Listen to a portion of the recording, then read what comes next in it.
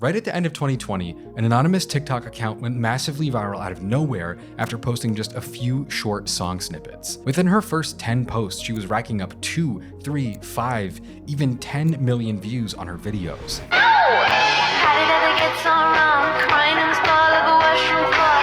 You niggas don't know where I'm from. Don't know how I got it, but I'm all alone. Even while she was getting millions of views on all of her videos, the most you'd ever see of her face was a small corner for just a second while she quietly previewed new snippets.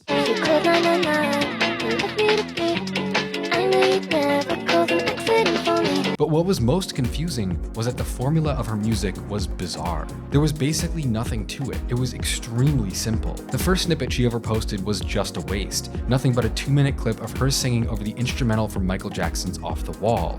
Pain, which would later go viral on Spotify and rack up 900 million plays, was another song that truly stretched the definition of sampling, with a beat that was nothing but a lightly modified version of a popular UK garage hit from the early 2000s.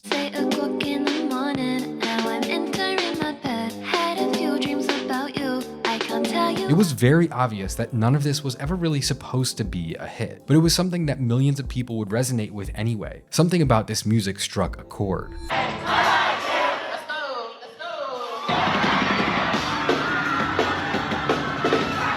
At the same time, she faced challenges, with people questioning her legitimacy at every turn. But as time went on and the increasing spotlight forced her out of hiding, people would realize that PinkPantheress wasn't just a trend or a fad, but actually an artist with a distinct sound that would bring new ideas to millions of people. Let's hear it for this year's Producer of the Year, PinkPantheress! But the story goes that not long before that, she was actually ready to give up and pursue something else at college when her music wasn't gaining traction online at all. Because posting faceless videos on TikTok had changed PinkPantheress's life forever. As always, if you're interested in more of my creations, my brand Spirit World is currently 20% off all pieces for our spring sale. Go to spiritworld.store and grab one now for free shipping in the US. PinkPantheress would spend about a year and a half using TikTok as market research for whatever she should be working on, fleshing out any songs that gained traction with fans. And she did this until she had created multiple verified hits. By the time the summer of 2021 rolled around, PinkPantheress was a huge sensation. With just 5 songs out on Spotify,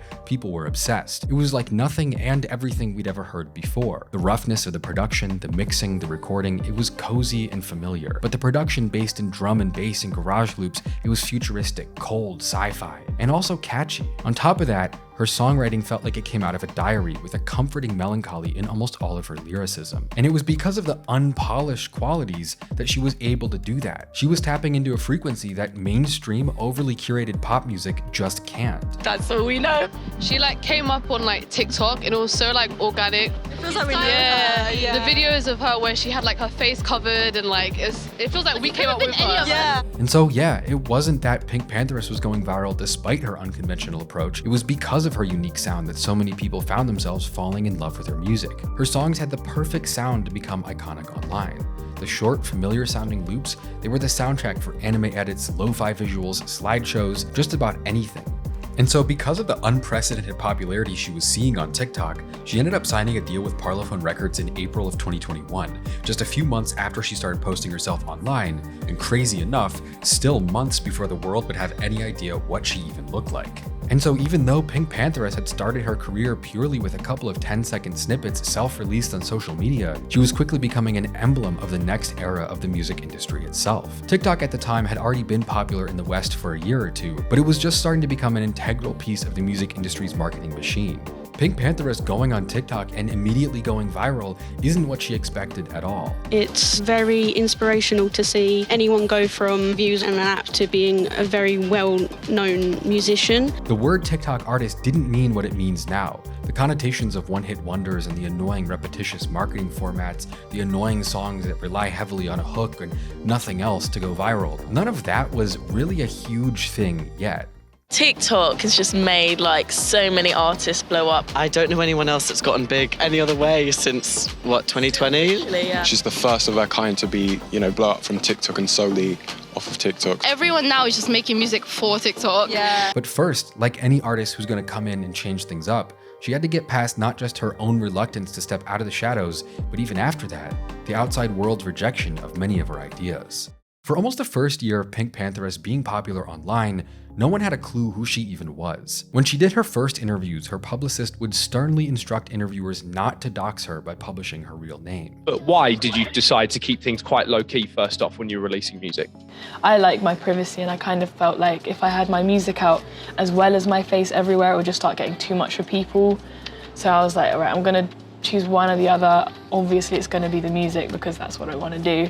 But once the outside world did finally start to find out who she was, or maybe what she was even about, a unique artist was revealed. But even without knowing her name, the world could understand she was something totally fresh and unexpected. It was the kind of thing that when you hear it for the first time, it makes you think, wow, this is actually the next big thing. The fact that no one even knew who she was only made it more interesting. But eventually though, she slowly took off the mask. And then I was like, I got to a point where I was like, all right, this is cool, like not showing my face and stuff, but I think sometimes you have to kind of feed people just a little bit.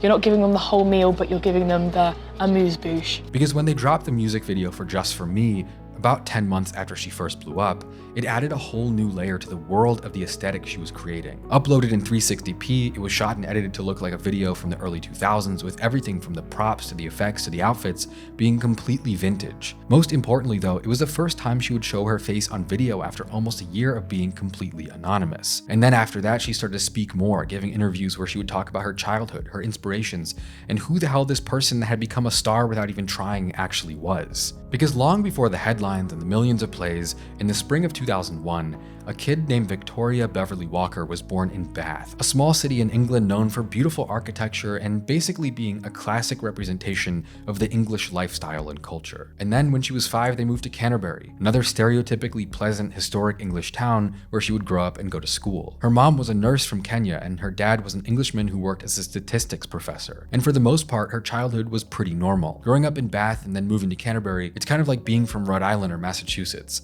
Not the most glamorous place, not the most huge cosmopolitan international area, but a nice spot to have a family. A lot of history, a lot of pleasant things to do, but it's also the last place you'd expect a world-famous pop star would come from. Alrighty, so being from Bath, yes. Are you far from where people say, oh, this is where people make it? You know what I'm saying? You know, there's some place. Oh, yes. Yeah. Yes. Sorry, yeah. If you look at the like notable people in like where I'm from, it's like you've got a researcher, a geologist, and me, a poet. No. a poet. You've got like this playwright here, but you don't have like this pop star, this pop star, like this pop star. No artist. I went to London a lot when I was a kid because there wasn't really much to do in my hometown. School was cool. I used to love My Chemical Romance and like all these emo people. So then naturally I found my crowd. We went to this bandstand in Canterbury, and that's where we'd hang out and we'd drink Monster Energy drinks. At the age of 12, her parents' marriage became a long-distance relationship when her dad moved to Texas for a teaching job in Austin. And she would later say, when you're a kid, it's impossible to imagine your parents not being together. So I think I was like, of course they're gonna stay together. Will they break up? No way. But I don't know how they actually did it. I personally couldn't be arsed. I'd be like, bye, or maybe I would just move with him. But in fact, she's the reason they didn't move with her dad. She wanted to stay with her friends and the school she knew, and her parents acquiesced. And that decision to stay in England would ultimately inform almost every part of the music she would go on to make. She would later say, I don't know if I would have been doing this if I had moved to America or been an American girl. I wouldn't have the same influences. I wouldn't have been led to make the music I make now. I only discovered garage and drum and bass from friends growing up here. Her older brother would become an audio engineer after school, and eventually she also developed an obsession with music. In her early teens, she started a band. They would cover My Chemical Romance and also take inspiration from Paramore's Hayley Williams. They made their debut performance at a school festival. She would say, I had jeggings on and cut a hole in the knee to look more emo. I'm a really nervous performer now, but back then I remember not caring about who was watching and how many people liked it. I left the stage thinking I killed it, even though I was super off-key. I was just too young to know. I could sing, but it wasn't the best thing in the world. I was writing the songs from scratch. The songs were pretty good now I look back for how old I was.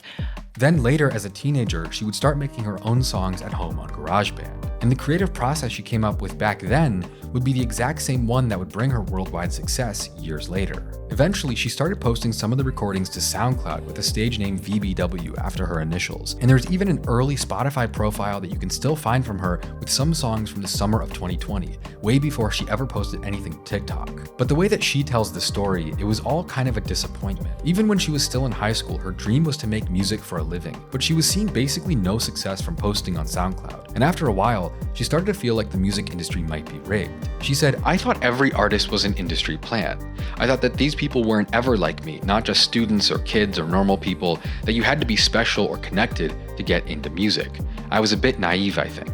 Eventually, she kind of gave up and moved to London to study film at the University of the Arts. She called it a backup plan, but it was there that her life would change forever. But you went to the University of London, right? To do art. To do art. film, so.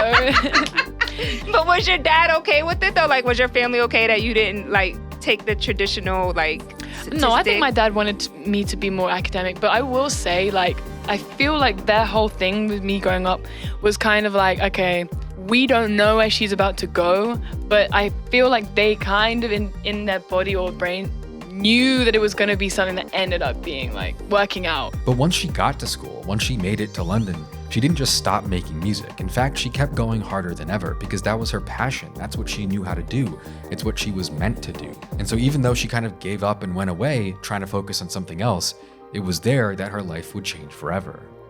Sitting in her college dorm room deep in the winter of 2020, VBW tries something new. Instead of uploading another song to SoundCloud like she had already been doing, she goes on TikTok and drops a 10-second snippet of her singing over Michael Jackson's Off the Wall. And as we all know, at that point, it kind of just immediately went crazy.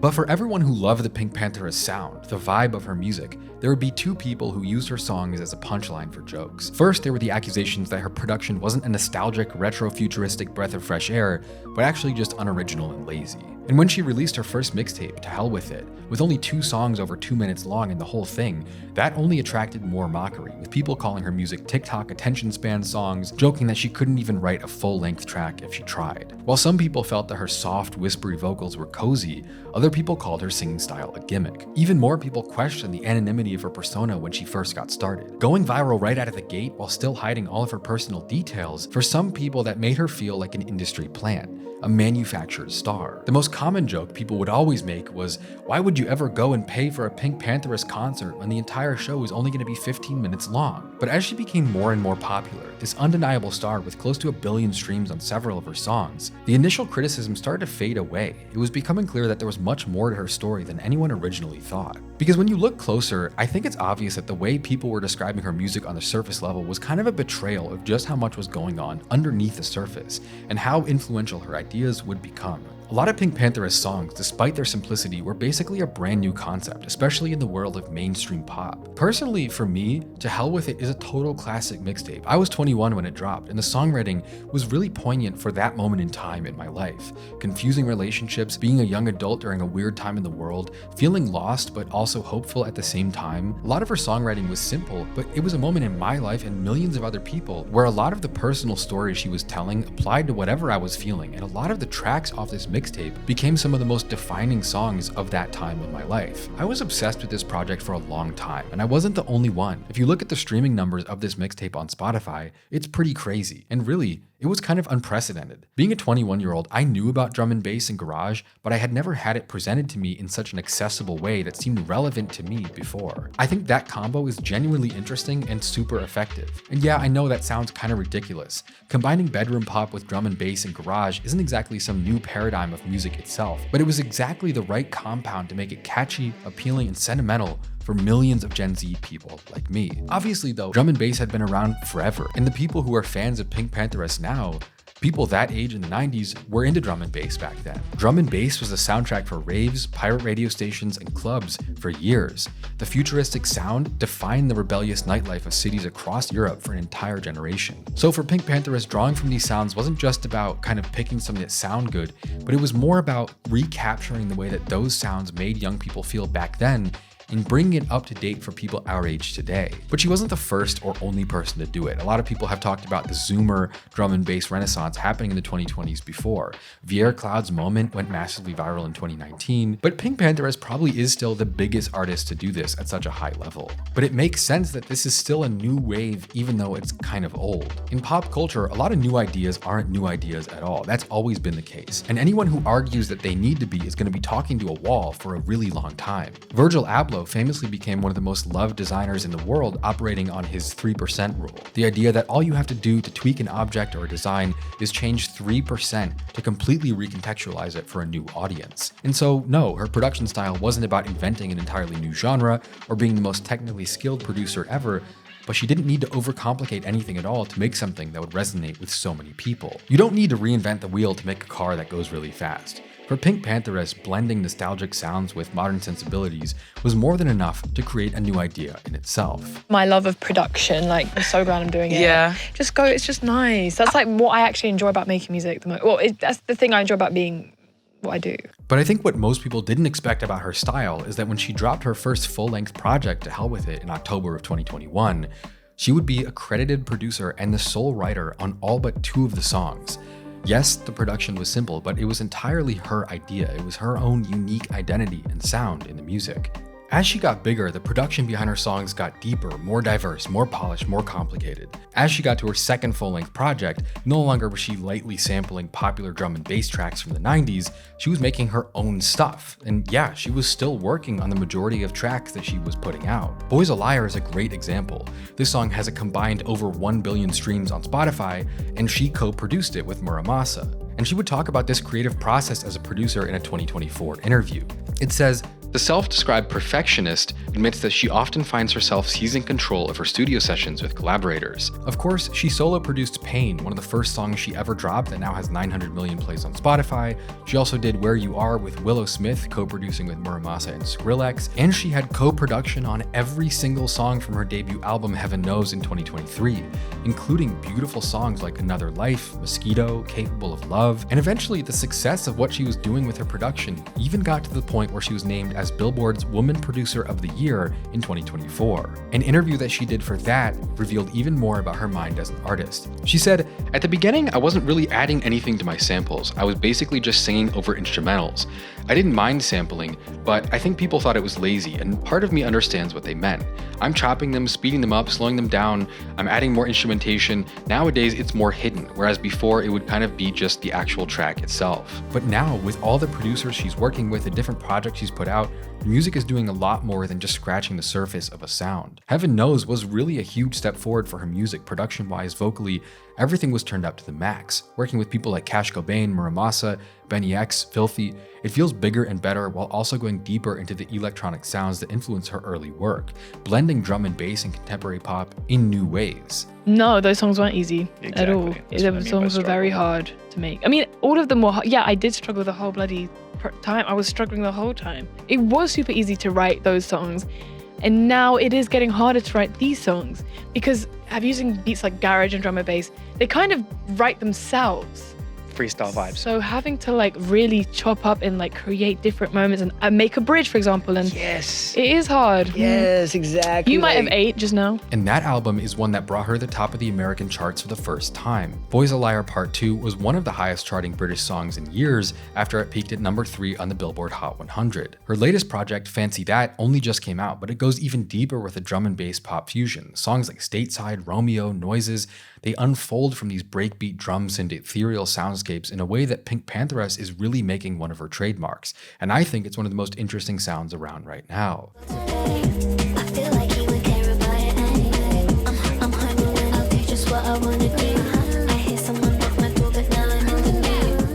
But it hasn't all been easy. Honestly, PinkPantheress's journey has been marked by struggle more than once. In 2022, while she was out on the summer festival circuit in Europe, she suddenly announced that she had to drop out of the Primavera festival in Spain after starting to experience temporary hearing loss in one ear. But when her hearing didn't go back to normal after 5 months, she announced that she had permanently lost 80% of her hearing in her right ear after years of improper protection at performances and concerts. She said, "To state the obvious, making music has gotten harder. I told myself that whatever happens, you still have another good working ear. As long as you protect that, you're gonna be fine. So I just try not to think about it." But it's not the only way in which she was affected by the increasing pressure of such a big career taking shape. In August of 2024, she canceled all the rest of her shows for an entire year, including dates opening for Olivia Rodrigo and even Coldplay. She would tell Zane Lowe that she faced some resistance from her team over the decision. The size of the shows, the amount of money she was going to make, the payday, what that could mean for her career, and it was pretty weird. That's not something most rising artists would do unless they really needed to. But it turns out she was truly truly struggling with the pressure at the time. As always, a private person, all she would say is that she got to a point where she was cutting her hair with razor blades. She said, "I think it was when I started to cut my hair with razor blades that I realized I actually need a break. I need to take a step back and chill. I had an impulse to literally get hair off of me. I was full up with stress. There was something that I needed to address, so I did that for my own good. Obviously, it was a sad moment for people that wanted to see me but couldn't, but obviously, I'll be back again." And overall, PinkPantheress' public persona has been pretty carefully curated from the beginning.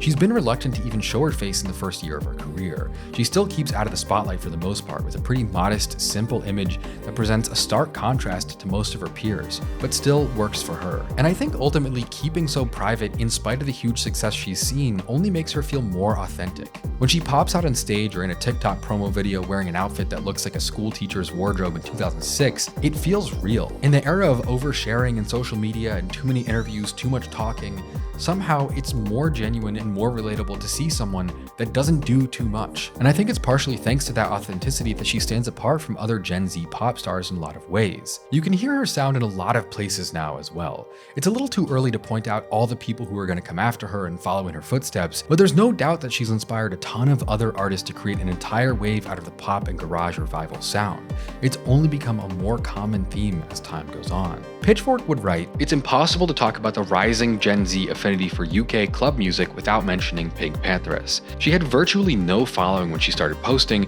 and her clips were visually unremarkable, with her face always blocked out by text. But her loose reworking of popular old styles quickly accumulated millions of views. TikTok named her song Just For Me 2021's breakout track of the summer, as it was featured in over 2 million clips just that year. The airy and, for lack of a better term, girly atmosphere of PinkPantheress songs makes them more accessible entry points into the harder music she references." As far as I can see it, she's one of the first Gen Z pop stars, one of the first pop stars to come out in the 2020s specifically. But more importantly, she's still the best one. She brings that nostalgic, futuristic sound to the forefront with her production and songwriting, but she also remains authentic while making huge waves in the mainstream. There's an interview she did when she first came out where she says that there's one thing specifically she wants her listeners to take away from her music. Above all else, she said, "I just want them to know that any layman can make music. I started this not thinking anything would happen. I can relate. I am one of you. I'm just a music fan who embraced making music. So if you want to make music, make it.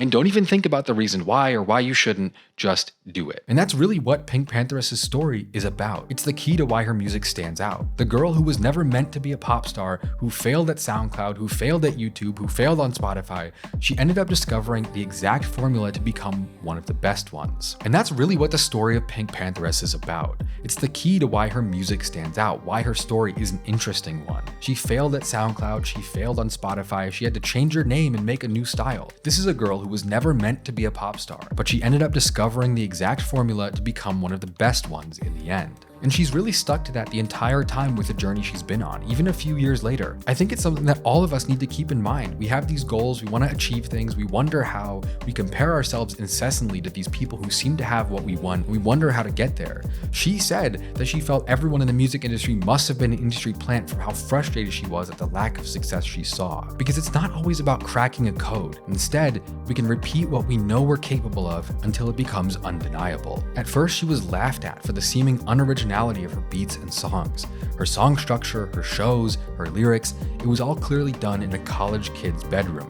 You could hear the rough edges, the simplicity, the lack of polish. But as time went on, all of that criticism just kind of washed away. The fleeting melancholy of the vocals, the comforting nostalgia, and the futuristic ethereal vibes, her style became an obsession for millions of people around the world. It was delivering a vibe that no one else had captured. And so rather than hindering her success, the DIY unfinished sound became her unique appeal. In a world of manufactured pop music, Pink's flaws were her strengths, and everyone should always remember that.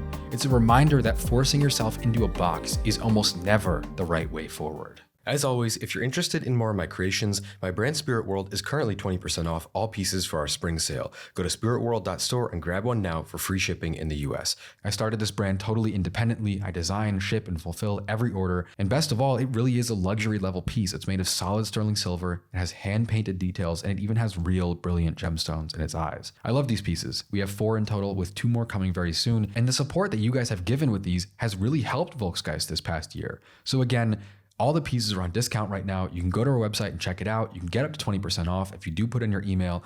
And please send me pictures of you guys wearing them to the Spirit World Instagram as often as you can.